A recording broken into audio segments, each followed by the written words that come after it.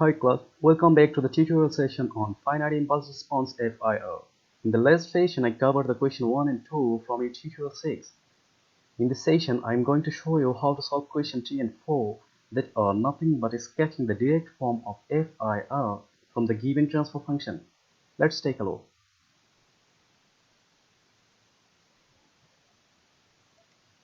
Here's the question 3.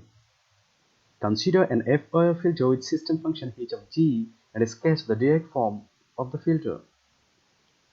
If you recall the explanation from the last video, you can see we had been given some impulse response of FIR filters and employed the G transform to get the transfer function h of g. Then we build input-output function, I mean function relating x of n and y of n in discrete time domain.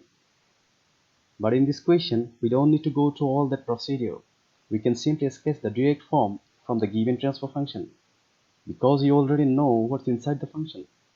I mean, this function is the ratio of y of n and x of n. Okay, now take a look to the transfer function h of g. You can see here's 5 different signals are summed up using 4 delay units and 4 errors.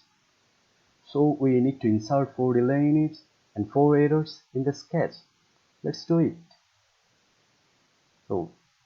And this is the answer of question 3. Now move to question 4. Consider an FIR filter with system function h of g and sketch the direct form. Before drawing the direct form, we need to rearrange the function.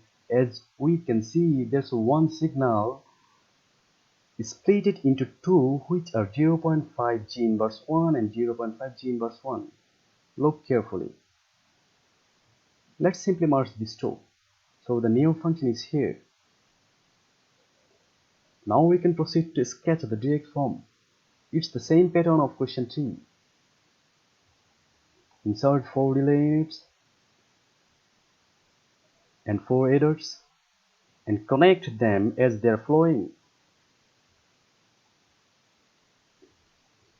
So that is the solution of question 4. That's all for this session. Thank you and best of luck.